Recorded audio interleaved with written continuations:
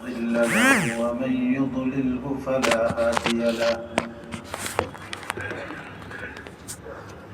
ونشهد أن لا إله إلا الله وحده لا شريك له ونشهد أن سيدنا وسندنا وحبيبنا ومولانا محمدا عبده ورسوله أرسله الله تعالى إلى كافة الناس بشيرا ونذيرا وداعيا إلى الله.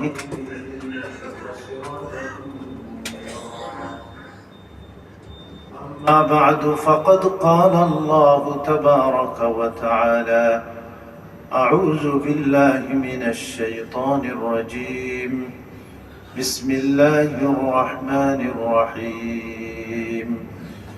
يا أيها الذين آمنوا كتب عليكم الصيام كما كتب على الذين من قبلكم لعلكم تتقون أياما معدودات. فمن كان منكم مريضا أو على سفر فعدة من أيام أخر وعلى الذين يطيقونه فدية طعام مسكين. وقال رسول الله صلى الله عليه وسلم: الصيام جنة، فإذا كان الصوم يوم صوم أحدكم فلا يسخب ولا يرفث. وللصائم فرحتان: فرحة عند فطره وفرحة عند لقاء ربه، أو كما قال رسول الله صلى الله عليه وسلم: صدق الله مولانا العظيم وصدق رسوله النبي الكريم، ونحن على ذلك من الشاهدين والشاكرين، والحمد لله رب العالمين. اللهم صل على محمد وعلى آل محمد كما صليت على إبراهيم وعلى آل إبراهيم إنك حميد مجيد. اللهم بارك على محمد وعلى آل محمد كما باركت على إبراهيم وعلى آل إبراهيم إنك حميد مجيد. সম্মানিত মুসল্লিয়ান কিরাম ও ব্রাদারান ইসলাম, মহান আল্লাহ পাকের অসংখ্য মেহেরবানি যে তিনি আমাদিগকে রমজান পর্যন্ত হায়াতকে দীর্ঘ করে দিয়েছেন এবং আমরা রোজা রাখা অবস্থায় আজকে পবিত্র রমজান মাসের প্রথম জুমা আমরা আদায় করার জন্য মসজিদে আসার তৌফিক আল্লাহ আমাদেরকে দান করেছেন। এই জন্য মহান আল্লাহর দরবারে লাখো কোটি শুকর, আলহামদুলিল্লাহ। আমাদের মধ্যে অনেকেই রমজানের পূর্বেই হয়তো বিদায় নিয়ে চলে গেছেন তারা পৃথিবী থেকে। তাদের আর এই জুমার না সুযোগ আছে, রোজা রাখার কোনো সুযোগ আছে, রমজানের অন্যান্য নেক আমল করার তাদের কোনো সুযোগ আছে? কিন্তু আল্লাহ পাকের শুকর আদায় করে শেষ করা যাবে না যে মহান আল্লাহ পাক আমাদেরকে বাঁচিয়ে রেখেছেন এবং আমাদেরকে তৌফিক দিয়েছেন যে আমরা এই মাহে রমজানের এই পর্যন্ত তো পেলাম। বাকি আশা করি আল্লাহ আমাদের পুরা রমজান যেন সুস্থ অবস্থায় পাওয়াই দেন আল্লাহ আমাদেরকে, এবং আমাদের রোজা রাখা, তারাবির নামাজ পড়া সহ অন্যান্য ইবাদত বন্দেগী আমরা যেন করতে পারি। আল্লাহ পাক আমাদের সবাইকে তৌফিক দান করেন।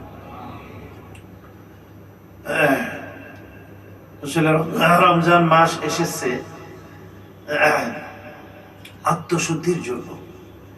প্রসিদ্ধ আয়াত সূরা বাকারা, যা আমাদের অনেকেরই মুখস্থ আছে, যে এখানে বলা হয়েছে যে হে ঈমানদারগণ, ইয়া আইয়ুহাল্লাযীনা আমানু, হে ঈমানদারগণ, কুতিবা আলাইকুমুস সিয়াম, তোমাদের উপরে রোজাকে ফরজ করা হয়েছে,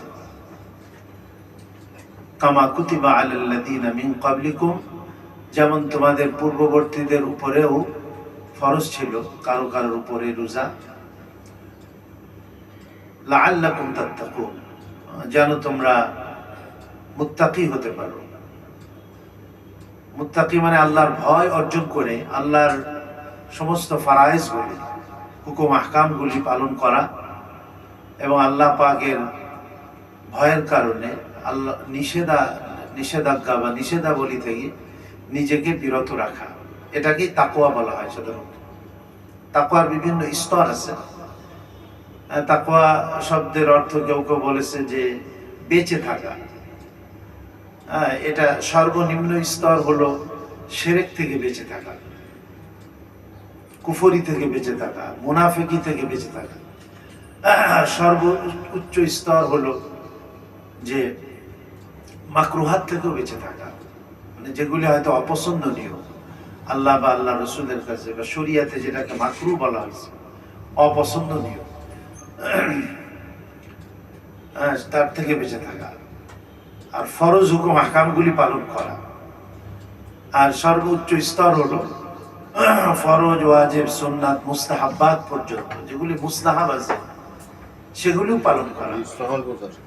এই জন্য মুত্তাকি ছাড়া কেউ জান্নাতে যেতে পারবে না। কিন্তু যেন আল্লাহ পাক এই রোজার মধ্য দিয়ে, রোজা রাখার মধ্য দিয়ে আমাদের সবাইকে মুত্তাকি বানাতে চান, মানে জান্নাতে যাওয়ার যোগ্য বানাইতে চান আল্লাহ আমাদেরকে। ইন্নালিল মুত্তাকিনা মাফাজা, কুরআন শরীফের বিভিন্ন জায়গায় আছে মুত্তাকিনদের জন্য সফলতা, কামিয়াবি। সাবিকু ইলা মাগফিরাতিম মির রাব্বিকুম, তোমরা আল্লাহর ক্ষমা পাওয়ার জন্য প্রতিযোগিতা করো, দৌড়াও, প্রতিযোগিতা করো। ওয়া জান্নাতিন আরদুহাস সামাওয়াতু ওয়াল আরদ, এবং ওই জান্নাতকে অর্জন করার জন্য যার প্রস্থ আসমান আর জমিনের মধ্যে যে খালি জায়গা আছে, যে জান্নাতের শুধু প্রস্থ হবে, আরজুহা মানে প্রস্থ, দৈর্ঘ্যের কথা বলা হয়নি, যার প্রস্থ হবে শুধু সামাওয়াত ওয়াল আরদ, আসমান জমিনের মধ্যে যে প্রশস্ততা, যে দূরত্ব, এই পরিমাণ যে জান্নাতের প্রস্থ হবে, সেই জান্নাত অর্জন করার জন্য তোমরা প্রতিযোগিতা করো এবং আল্লাহর ক্ষমা পাওয়ার জন্য প্রতিযোগিতা করো। তারপর আল্লাহ বলছেন এই জান্নাত কাদের জন্য বানানো হয়েছে? উইদ্দাত লিল মুত্তাকিন, মুত্তাকিন যারা, তাদের জন্যই এই জান্নাত বানানো হয়েছে। এই রোজা আল্লাহ তাআলা আমাদেরকে দিয়েছেনই এই মুত্তাকি হওয়ার জন্য, আল্লাহর ভয় অর্জন করে যেন আমরা আল্লাহর সমস্ত হুকুম আহকামগুলি পালন করতে পারি এবং আল্লাহ পাকের যাবতীয় নিষেধাবলী থেকে নিজেকে বিরত রাখতে পারি। তো রোজাটা হলো একটা প্র্যাকটিস করা, 1 মাস পর্যন্ত যেন সংযমী হওয়া, সবর, ধৈর্য, এগুলি নিজের প্রবৃত্তিকে কন্ট্রোল করা, নিজের মধ্যে তাকওয়া এবং ক্ষুধাভীতি অর্জন করা, লাআল্লাকুম তাত্তাকুন। তারপরে আবার আল্লাহ সহজ করার জন্য একটা শব্দ বলেছেন, আইয়ামাম মা'দুদাত। মা'দুদ মানে হলো গুনাহ, গুনাহ, হাতে গুনাহ কয়েকদিন। আইয়াম মানে হলো ইয়াউমুনের বহুবচন, ইয়াউমুন মানে দিন, আইয়াম মানে কয়েকদিন। মা'দুদাত মানে হাতে গোনা, হাতে গোনা কয়েকদিন, গুনতে গুনতে কিন্তু 1 সপ্তাহ তো চলেই গেল রোজা। আজকে কত, 6টা মনে হয়, আজকে 6টা রোজা। তারপরে দেখবেন যে চলেই গেছে, আগে ঈদ চলে আসছে। তারপরে আপনার খুবই দ্রুত চলে যায়, আমাদের জীবন থেকে সময়গুলি খুব দ্রুত পার হয়ে যাচ্ছে। এই জন্য আমাদের কে কতটুকু আমরা এই তাকওয়া অর্জন করতে সক্ষম হচ্ছি, এটা আমাদের প্রত্যেকেরই চিন্তা করতে হবে।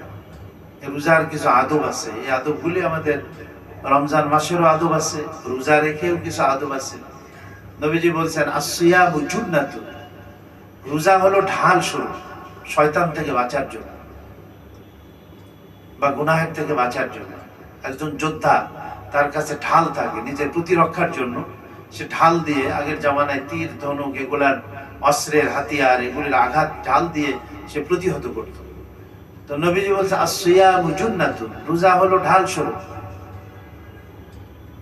ফাইদা কানা ইয়াউমু সাওমি আহাদিকুম, যখন তোমাদের কারো রোজার সময় আসে, রোজার দিন আসে, ফালা ইয়াসখাত ওয়ালা ইয়ারফাস, সে যেন চিৎকার না করে, জোরে কথা না বলে। দেখেন এই যে রোজারে গিয়ে ঝগড়া করা তো দূরের কথা, জোরে কথা বলতে নবীজি মানা করছেন। ফালা ইয়াসখাত, সে যেন চিৎকার করে কথা না বলে।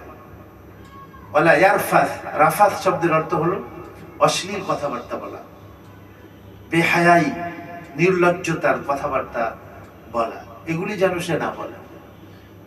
এই জন্য রোজা রেখে কোনো যৌনতার কথাবার্তা আলোচনা করা, এগুলা তো এটা গুনাহের কাজ। রোজা দুর্বল হয়ে যায়। এই জন্য নিজের কাম প্রবৃত্তিকেও কন্ট্রোল করা, নিজের অন্যান্য খায়সাত যেগুলি আল্লাহ আমাদের মধ্যে রেখেছেন সেগুলিকে কন্ট্রোল করা। ফেরেশতাদের মধ্যে আল্লাহ তাআলা এই সমস্ত প্রবৃত্তিগুলি রাখেন না। লোভ, তারপরে ধরেন কাম প্রবৃত্তি, তাদের খাদ্যের যে খানার চাহিদা, তারপরে মনের বিভিন্ন রকমের চাহিদা, এগুলো ফেরেশতাদের মধ্যে আল্লাহ তাআলা দেন নাই, মানুষের মধ্যে আল্লাহ তাআলা দিয়েছে। এজন্য মানুষের মধ্যে ফেরেশতাদের খাসলাতও আছে, আবার হাইওয়ান ও পশুদেরও খাসলাত আল্লাহ মানুষের মধ্যে রাখছেন। স্বভাব, পশুত্ব স্বভাব আছে আল্লাহ তাআলা রাখছেন। এজন্য জালালউদ্দিন রুমি রহমাতুল্লাহ আলাইহি এই শেরটা বলেছেন, আজমালায়েক বাহরে দারি ওয়াসবাহা এমনি জাহাম, আজমালায়েক বাহরে দারি ওয়াসবাহা এমনি জাহাম, বগজারাজ হাজ্জে বাহাইম কাজমালায়েক বুগজারি। যে আল্লাহ তোমার মধ্যে দৈত্য দুই ধরনের স্বভাব এবং চরিত্র দিয়েছে। একটা হলো আজমালায়েক বাহরে দারি, ফেরেশতাদের, মালায়েক মানে ফেরেশতা, ফেরেশতা চরিত্র তোমার মধ্যে আছে। তারা সব সময় আল্লাহর ইবাদত বন্দেগী, জিকির আজকার, তাসবিহ, সিজদা, রুকু। আসমানের মধ্যে 4 আঙ্গুল পরিমাণও জায়গা এমন নাই যেখানে কোনো ফেরেশতা উপস্থিত হয়ে সেখানে সিজদা বা রুকু বা দাঁড়িয়ে আল্লাহ তাআলার জিকির করতেছেন। অসংখ্য ফেরেশতা, লা ইয়ালামু জুনুদা রাব্বিকা ইল্লা হু, আল্লাহ পাকের কত যে বাহিনী আছে, এই বাহিনীর হিসাব আল্লাহ ছাড়া কেউ জানেন না। এর এত ফেরেশতা আল্লাহ পাক। আর ফেরেশতারা কিন্তু সব সময় আলাইহা মালাইকাতুন গিলাজুন শিদাদুন লা ইয়াসুনাল্লাহা মা আমারাহুম ওয়া ইয়াফআলুনা মা ইউমারুন। আল্লাহ বলেন যে তোমরা নিজেদেরকে জাহান্নামের আগুন থেকে বাঁচাও, নিজেদের পরিবার পরিজনকেও জাহান্নামের আগুন থেকে বাঁচাও। কু আনফুসাকুম ওয়া আহলিকুম, তোমাদেরকে এবং তোমাদের পরিবার পরিজনকে নারা, জাহান্নামের আগুন থেকে বাঁচাও। জাহান্নামের আগুনের এমন কিছু রক্ষক আছে, আলাইহা মালাইকাতুন গিলাজ, গিলাজ মানে মেজাজ অত্যন্ত শক্ত, কঠিন। দেখেন না জল্লাদ, এই ফাঁসির কাজ কাদের দ্বারা নেই, যে সমস্ত কঠিন কঠিন অপরাধী তাদেরকে দিয়ে, এই সমস্ত জল্লাদদেরকে দিয়ে আপনার এই ফাঁসির কাজ দেওয়া হয়। তার মানে কি, ফাঁসি দিতে দিতে এদের মানে মনটা শক্ত হয়ে গেছে। গেলাজ মানে অত্যন্ত কঠোর, শক্ত। আলাইহা মালাইকাতুন গিলাজ, শিদাদ একই ধরনের অর্থ। শিদাদ মানে খুব কঠিন তাদের অন্তর, কোনো দয়া মায়া নেই ওইগুলোর মধ্যে। লা ইয়াসুনাল্লাহা মা আমারাহুম, আল্লাহ যা নির্দেশ দেন তার বিন্দু মাত্র সেই নির্দেশের ব্যতিক্রম ঘটে না বা নির্দেশের বাইরে যায় না তারা। ওয়া ইয়াফআলুনা মা ইউমারুন, আল্লাহ যা নির্দেশ দেন তাই তারা সেই কাজে তারা লিপ্ত থাকে। ফেরেশতা যেন ফেরেশতাদের মধ্যে গুনাহ করার প্রবণতা নেই, তাদের প্রবৃত্তি নাই। আল্লাহ তাদেরকে ওইভাবেই বানিয়েছেন যে তারা সব সময় আল্লাহর ইবাদত বন্দেগীর মধ্যে। কিন্তু আমাদের মধ্যে তো দুটাই রাখছেন আল্লাহ তাআলা, ফেরেশতাদের চরিত্র বা স্বভাবও রাখছেন, আবার পশুত্ব স্বভাবও আল্লাহ তাআলা রাখছেন। এখন এই পশুত্ব স্বভাবকে আপনার, এটা তো বাদ দেওয়া যাবে না, এটা আল্লাহ যেহেতু সৃষ্টি করবে, কিন্তু এটাকে দমায় রাখতে হবে। আর ফেরেশতা স্বভাব যেটা চরিত্র, এটাকে প্রভাবিত করতে হবে, এটাকে বিজয়ী করতে হবে নিজেদের মধ্যে। এই জন্য 1 মাসের কঠিন সংযম এবং কঠিন একটা কি বলা যায় আপনার ট্রেনিং বা অনুশীলনী আল্লাহ রাব্বুল আলামিন আমাদেরকে এই রোজার মাধ্যমে দিয়েছেন, লাআল্লাকুম তাত্তাকুন, যেন তোমরা মুত্তাকি হতে পারো। আইয়াম মা'দুদা, তারপরে দেখেন আল্লাহ পাক আমাদের জন্য সহজ করেছেন, ফামান কানা মিনকুম মারিদান আও আলা সাফারিন। মারিজ মানে কি? অসুস্থ। একটা লোক রোজা রাখতে পারে না, তার জন্য আল্লাহ তাবারক ওয়া তাআলা একবার বাধ্যবাধকতা যে তোমার রাখতেই হবে, তুমি যত অসুস্থ হোক না হও না কেন, এরকম কোনো বিধান নেই, আল্লাহ ছাড় দিয়ে দিয়েছেন। আও আলা সাফারিন, অথবা সে মুসাফির। মুসাফির শরীয়তে সাধারণত আপনার 48 মাইল, যেটা মনে হয় কত 73 না 74 কিলো হয়ে থাকে সাধারণত, এই পরিমাণ সে নিজের গ্রাম থেকে বা নিজের শহর থেকে বা এই পরিমাণ ব্যাগ থেকে দূরে যাওয়ার উদ্দেশ্যে যখন সে তার গ্রামকে ছাড়লো বা তার শহরকে ছাড়লো, তখন এই প্রতিমধ্যে এবং সেই এলাকাতে পৌঁছার পরও যতক্ষণ সে 15 দিন থাকার নিয়ত সেখানে না করবে বা তার থেকে বেশি, ততক্ষণ পর্যন্ত সে মুসাফির হয়, তাকে মুসাফির বলা হয়। তা আল্লাহ বলেন আও আলা সাফারিন, কেউ যদি মুসাফির থাকে, মান কানা মিনকুম মারিদান আও আলা ফাইদ্দাতুম মিন আইয়ামিন উখর, তাহলে সে এই সময় রোজা না রেখে অন্য সময় রোজা রাখতে পারে, অন্য সময় রোজা রাখবে। কিন্তু কিছু কিছু ব্যাধি এমন আছে যেগুলা ধরেন সুস্থ হওয়ার কোনো সম্ভাবনাই নাই, এত বৃদ্ধ হয়ে গেছে, এমন অসুস্থ হয়ে গেছে, ডাক্তাররা বলে দিয়েছে বা ভাব কায়দায় বোঝা যায় যে লোক আর সুস্থ হবে না, তখন শরীয়তে ফিদিয়ার কথা বলা হয়েছে। ওয়ালাল্লাযীনা ইউতীকুনাহু ফিদিয়াতুন তাআমু মিসকিন, ফিদিয়া দিবে একজন মিসকিন বলতে একজন গরিব মানুষ, যে তার খাবার ব্যবস্থা, 2 বেলা খানার ব্যবস্থা করে। তো শরীয়তে এটা মানে আপনার এই গমের হিসাব করেছে। এখন এই যে ফিতরা যেটাকে বলা হয়, এটা ধরছে যে আপনার 2.25 সের, যেটা হলো 1 কেজি 663 গ্রাম, সম্ভবত 1 কেজি 663 গ্রাম হয়, তার যে মূল্য, এটাকে একটা ফিতরা ধরা হয়েছে। এখন এটা হিসাব করা হয়েছে 100 টাকা মতো হয় ফিতরা এইটা। আর যদি কেউ বেশি দিতে চায়, গম ছাড়া অন্যান্য জিনিস দিয়ে যদি দিতে চায়, কিশমিশ অথবা খেজুর, পনির, তাহলে তো আরো অনেক বেশি হবে। তো সতর্কতার জন্য 100 টাকা যদি হিসাব করে দেয়, আমি একটু বেশি দিয়ে দিলাম সতর্কতার জন্য, এটাকে ফিদিয়া বলা হয়। কিন্তু এটা কাদের জন্য? অনেকে সামান্য অজুহাতে দেখা যায় রোজা না রেখে সে ফিদিয়া দিতেছে, আমাদের সমাজে এরকমের চালু আছে, অথচ সে পরবর্তীকালে সুস্থ হয়ে যাবে, কিন্তু সে ফিদিয়া দিয়ে দেয়। এটা তো আপনার হবে না। ফিদিয়া হলো তাদের জন্য যাদের সুস্থ হওয়ার আর কোনো সম্ভাবনা নেই, তাদের জন্য শরীয়তে ফিদিয়ার কথা বলা হয়েছে। একেবারে মৃত্যু শয্যায় যারা পৌঁছে গেছে, আর সুস্থ হতে পারবে না, কিন্তু যারা জোয়ান মানুষ, সফরে আছে, অথবা এমন কোন অসুস্থ আছে, মহিলারা অনেক সময় অসুস্থ থাকে, এই মহিলাদের যখন মানে নাপাকির সময় আসে, তাদের মাসে যে প্রতিদিন, এ সময় তো তারা রোজা রাখবে না, কিন্তু রমজানের সম্মানার্থে সবার সামনে খাওয়া দাওয়া করবে না, কিন্তু তারা রোজার ভান করবে, তারা সবার সামনে খাওয়া দাওয়া করবে না, কিন্তু পরবর্তীকালে আবার এই রোজা তাদের কি করতে হবে? রাখতে হবে। নামাজটা হয়তো মাফ করে দিয়েছেন আল্লাহ তাআলা, তাদের আর নামাজ কাজা করা লাগবে না এই সময়ের, কিন্তু রোজা এটা অবশ্যই তাদের কি করতে হবে? কাজা করতে হবে। তো রোজার কিছু মাসলা মাসাইল, এগুলো আমাদের জানা দরকার। যে ধরেন আমরা ওযু করি অথবা গোসল করি, তো ওযু গোসলের সময় আমাদের তো কুলি করতে হয় অথবা নাকে পানি দিতে হয়। তো এটার ব্যাপারেও বলা হয়েছে কোনো বাড়াবাড়ি করবে না, এখানে হালকা ভাবে একটু কুলি করবে, হালকা ভাবে নাকে পানি দিবে। এই নাকে পানি দিতে গিয়ে বা কুলি করতে গিয়ে অথবা গড়গড়া করলো কেউ, তাহলে মাকরু বলা হয়েছে গড়গড়া করা। তার মানে কি? এইখানে সম্ভাবনা আছে তুমি গড়গড়া করতে গিয়ে তোমার পানি ভিতরে ঢুকে গেলে তোমার কি হয়ে যাবে? রোজাই ভেঙে যাবে। তখন তো কেন তাহলে তুমি গড়গড়া স্বাভাবিক ভাবে কুলি করো।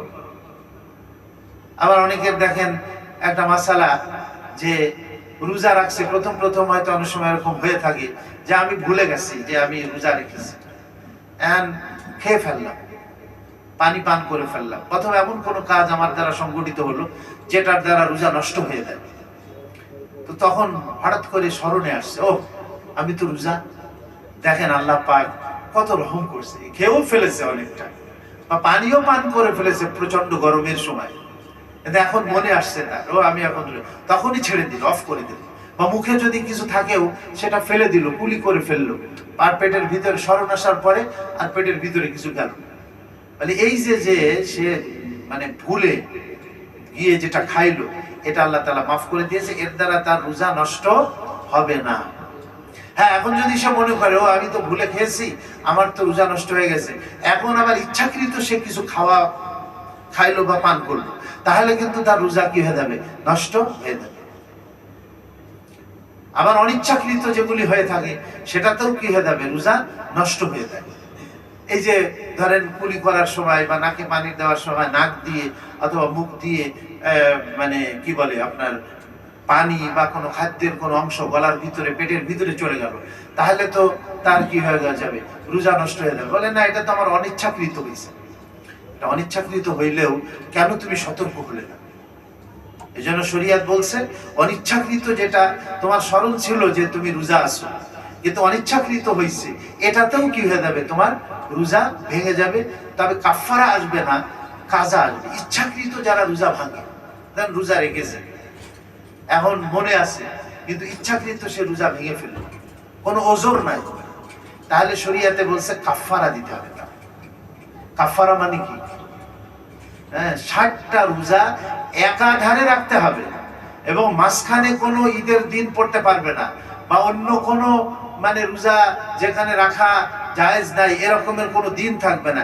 এট এ টাইমে একাধারে সে 60টা রোজা, মাঝখানে যদি ভাঙে কোনো রোজা, তাহলে আবার প্রথম থেকে শুরু করতে হবে। কত কঠিন দেখেন এটা। রোজা রেখে রমজানের সময় দিনের বেলায় সে ইচ্ছাকৃত ভাবে সে রোজাকে নষ্ট করেছে, তাহলে রোজার সাথে বা আল্লাহর ফরজ বিধানের সাথে সে উপহাস করবে। এই জন্য তাকে কাফারায় 60টা রোজা রাখে। হ্যাঁ, কেউ যদি কাফারা না দিতে পারে, রোজা রাখতে পারে না, এমন অবস্থা তার, তখন বলা হয়েছে হ্যাঁ ইতআমু 60 জন মিসকিনকে খানা খেলাবে, যদি সে রোজা রাখতে না পারে। তাহলে দেখেন কত কঠিন কাফারার বিষয়টা। বাকি অন্যান্য ক্ষেত্রে যেটা অনিচ্ছাকৃত, হয়তো তার রোজা ভেঙে গেছে, অথবা ধরেন শরীয়তে ওজর আছে, তাহলে সেখানে তার জন্য বলছে যে একটা রোজা কাজা করলেই কি হয়ে যাবে, আর তার জন্য কাফারা জরুরি না। তো রোজার ক্ষেত্রে যে স্বাভাবিকভাবে যে ইয়েগুলি হয়ে থাকে, সাধারণত খানা পিনা বা মুখ দিয়ে নাক দিয়ে যদি কোনো ঔষধ হোক অথবা খাবার হোক অথবা পানীয় হোক, এগুলা প্রবেশ করানো, অথবা পিছনের রাস্তা দিয়ে কোনো কিছু প্রবেশ করানো, এর দ্বারা কিন্তু রোজা নষ্ট হয়ে যাবে। হ্যাঁ, যদি আপনার অস্বাভাবিক রাস্তায় যদি কোনো কিছু শরীরে প্রবেশ করায়, তাহলে তার দ্বারা কিন্তু রোজা নষ্ট হবে না। যেমন ধরেন ইনজেকশন দিল শরীরের কোথাও, অথবা যাদের ডায়াবেটিক্স আছে, দিনের বেলায় যদি তাদের ইনসুলিন ব্যবহার করার প্রয়োজন হয়, তারা ইনসুলিন ব্যবহার করবে। তাহলে যেহেতু এটা অস্বাভাবিক রাস্তাতে, এই জন্য এটাতে কি হবে না, রোজা নষ্ট হবে না ইনজেকশনের মাধ্যমে। এমনকি যারা ডায়ালিসিস করতে হয়, দিনের বেলায় যদি তারা ডায়ালিসিস করে, তারপরে যদি রাত্রে বেলায় করতে পারে তো ভালো। কারণ অনেক সময় এমন কাজ করা মাকরু যেটার দ্বারা শরীর দুর্বল হয়ে যায়, তো রোজা ভাঙবে না, ঠিক আছে। যেমন আমি ব্লাড দিলাম, তা আমি শরীর দুর্বল হয়ে গেছে, এখন আমার রোজা রাখতে আমি একটা আশঙ্কার মধ্যে পড়ে গিয়েছি, আমি রোজা পুরা করতে পারবো কি পারবো না, এটাকে বলছে মাকরু। ব্লাড দেওয়া যাবে, ব্লাড নেওয়াও যাবে, হ্যাঁ, কিন্তু যদি এর মাধ্যমে সে দুর্বল হয়ে পড়ার আশঙ্কা থাকে, তাহলে এটা মাকরু হচ্ছে। এজন্য রাতের বেলায় করতে পারে। তারপরে ডায়ালিসিসের ক্ষেত্রেও তাই, ইন্ডোস্কোপি করে অনেকে দিনের বেলায়, এগুলো রাতে করাই ভালো। রাতে ইফতার হয়তো পানি দিয়ে করলো, খালি পেটে করতে হয়, তারপরে রাত্রে করলো মাগরিবের পরে কোনো কিছু না খেয়ে, এটা না খেয়েই করতে হয়। এখন ওই পাইপের মাথায় একটা বাল্ব থাকে, তারপরে ওইটা আবার একটা স্ক্রিনে দেখে যে তার পেটের মধ্যে অভ্যন্তরীণ সব বিষয়গুলি দেখে কি অবস্থা। এখন ওই পাইপের মাথায় যদি কোনো ঔষধ বা কোনো মেডিসিন লাগানো থাকে তাহলে কিন্তু তার রোজা নষ্ট হয়ে যাবে। আর পাইপের মাথায় যদি কোনো মেডিসিন না থাকে, অন্য কোনো পদার্থ যদি না থাকে, শুধু একটা পাইপ পেটের মধ্যে ঢুকাইছে এবং ঢুকায় হয়তো দেখছে মনিটরে, তাহলে কিন্তু এই ইন্ডোস্কোপির দ্বারা কি হবে না, তার রোজা নষ্ট হবে না। হ্যাঁ, কিন্তু কোনো ঔষধ যদি মেডিসিন দিয়ে দেয় ওই পাইপের মাথায়, তাহলে কিন্তু তার রোজা কি হয়ে যায়, নষ্ট হয়ে যাবে। এটা খেয়াল রাখতে হবে। চোখ দিয়ে কোনো কিছু ঢুকলো, যেমন সুরমা ব্যবহার করা, সুরমা ব্যবহার করলে থুতুর সাথেও যদি ওটা অনুভূত হয়, তবুও শরীয়তের মাসালা হলো আপনার কি যাবে না, রোজা নষ্ট হবে না। কানের মধ্যে মেডিসিন দিল, এতেও রোজা নষ্ট হবে না, কিন্তু নাকে দিলে রোজা নষ্ট হয়ে যাবে, ডাইরেক্ট পেটে চলে যায়। মুখে দিলে কিন্তু রোজা কি হয়ে যাবে, মুখের মধ্য দিয়ে কোনো মেডিসিন ঢুকাইলে সেটার দ্বারাও কি হয়ে যাবে, রোজা নষ্ট হয়ে যাবে। এই ধরনের কিছু মাসলা মাসাইল, আধুনিক কিছু মাসলা মাসাইলও আছে, এগুলো আমরা জেনে নেব যেন আমাদের রোজাটা কি হয়, সুন্দর হয়, আল্লাহ পাকের কাছে আমাদের রোজা কি হয়, কবুল হয়।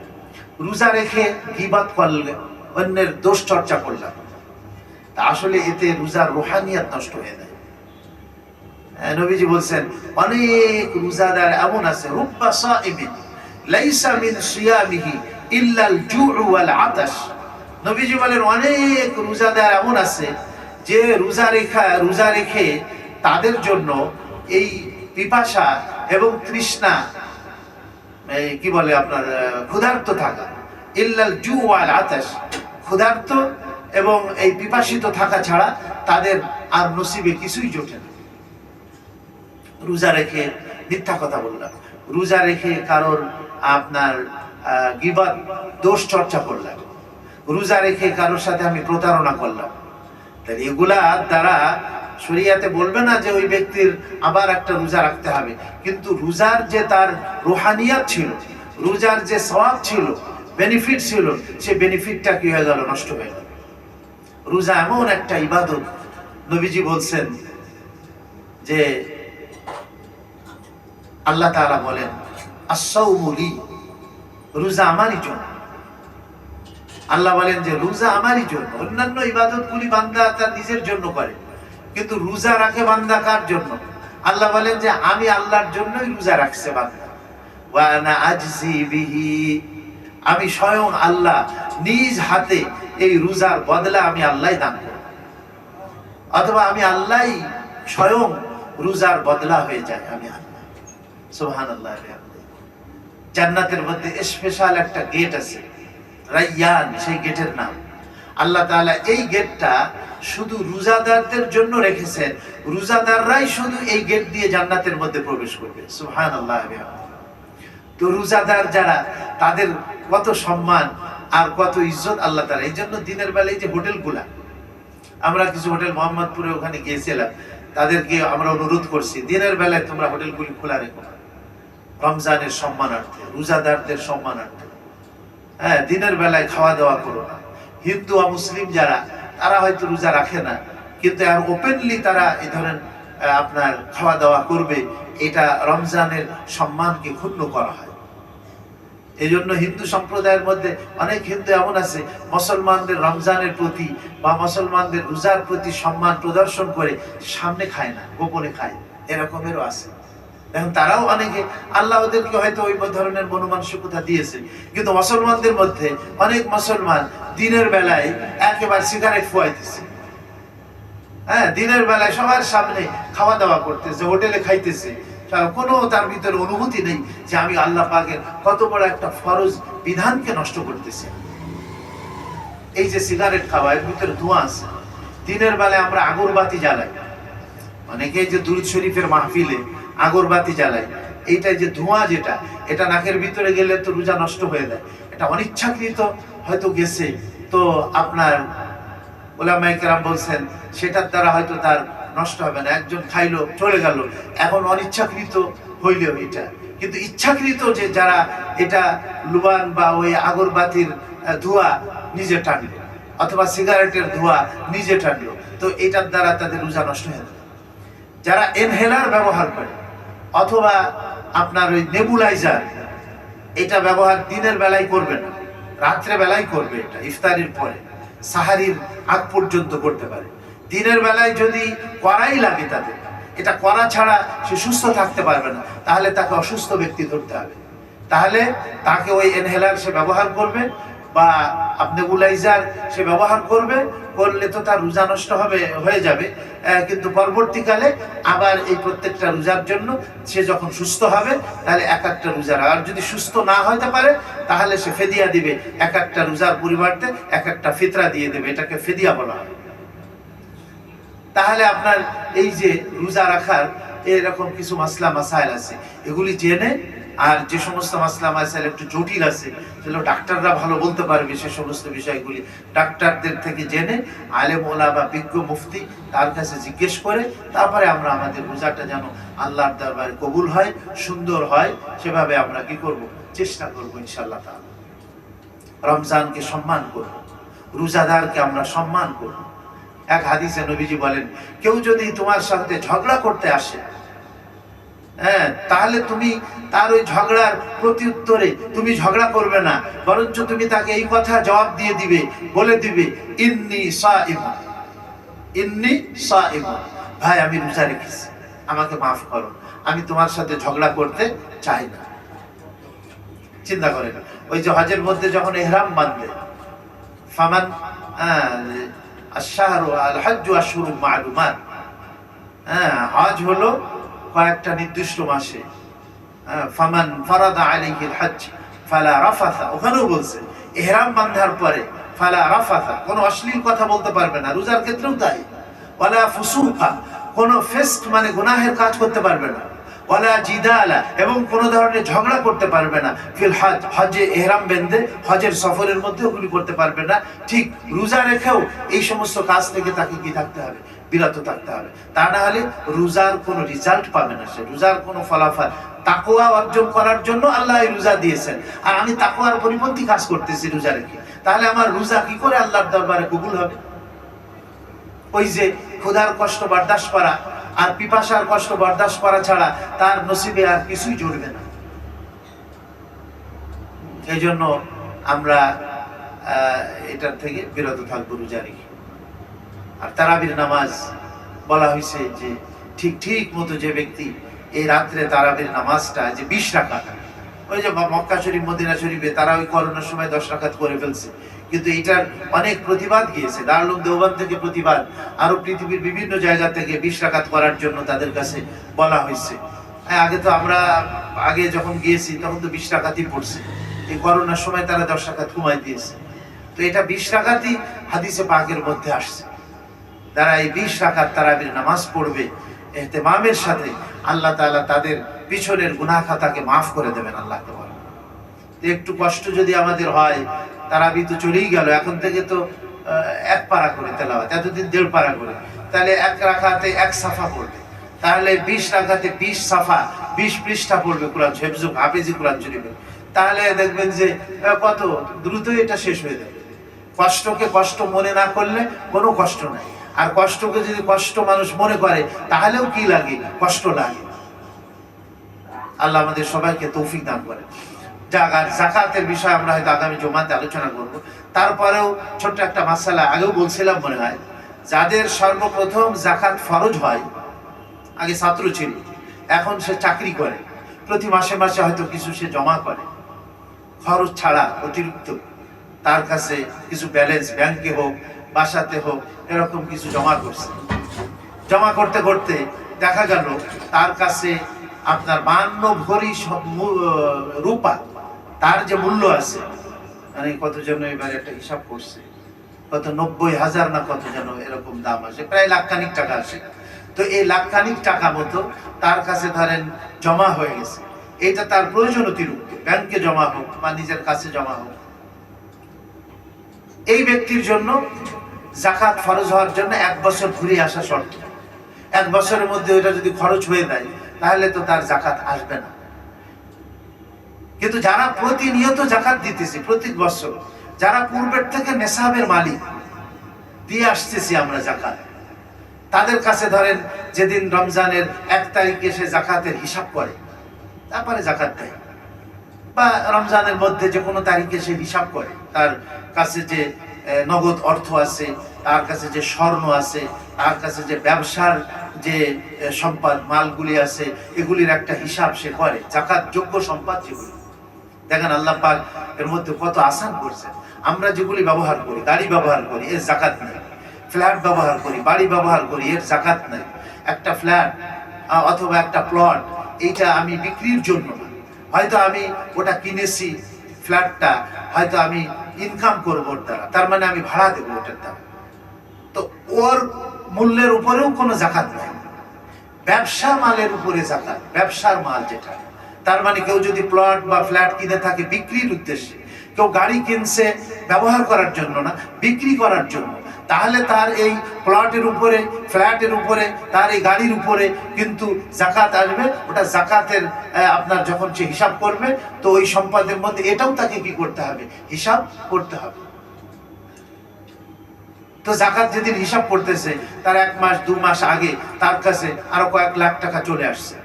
আর আমরা অনেকে মনে করি না না, এটা তো 1 বছর অতিবাহিত হয়নি, আমি কেন জাকাত দেবো? আরে তুমি তো আগের থেকে নেশাবের মালিক হয়ে বসে রয়েছো।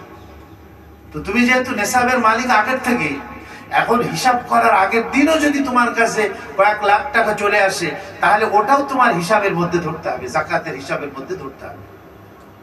এটা হলো কি, অনেকে মনে করে যে নেশাব পরিমাণ যেটা আসছে এইটারই মনে হয় জাকাত দিতে হবে। না, তুমি ধনী হওয়ার জন্য শরিয়াত একটা পরিমাণ নির্ধারণ করে দিয়েছে। এই পরিমাণ প্রয়োজন, অতিরিক্ত অর্থ যদি তোমার কাছে থেকে থাকে, তাহলে তোমার উপরে বা এর থেকে বেশি থেকে থাকে, তাহলে গোটা সম্পত্তি যেটার উপরে যেগুলি জাকাত যোগ্য, তার উপরে তোমার 2.5%, 40 ভাগের 1 ভাগ তুমি আল্লাহকে দিয়ে দেবে। এটা কামাই যে করেছি, এর মধ্যে নিজের যোগ্যতাই করেছেন। আল্লাহ যদি তৌফিক না দিতেন, তাহলে আমি কি ব্যবসা করতে পারতাম? বলেন, আমি কি চাকরি করতে পারতাম? আমি কি নিজে জমিনের ফসল ফলাইছি? না, এটা কে দিয়েছে বলেন? আল্লাহ দিয়েছে।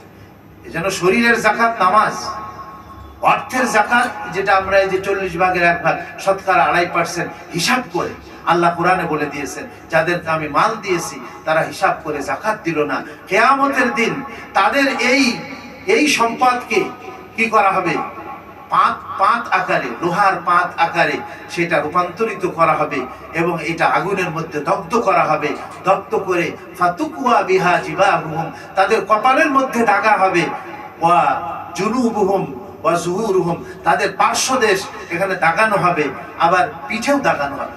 কারণ কেউ যদি জাকাত নিতে আসে, কপালের চামড়া আগে গুছায়, তারপরে তার প্রতি সে পার্শ্বদেশ প্রদর্শন করে, তারপরে লাস্টে পিঠ প্রদর্শন করে তার থেকে ভেঙে দেয়, অবজ্ঞা করে।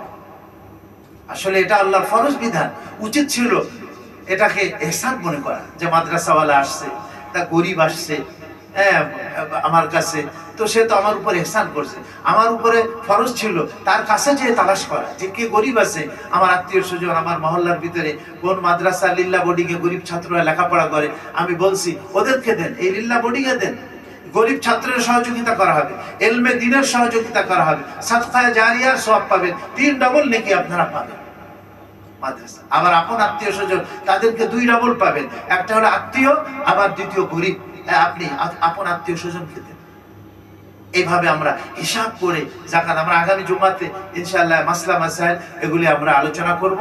জাকাতটা আমরা ঠিক মতো দেয়ার। দেখেন রমজান মাস, এখানে ঈমানও আমাদের কি হয়, শক্তিশালী হয়।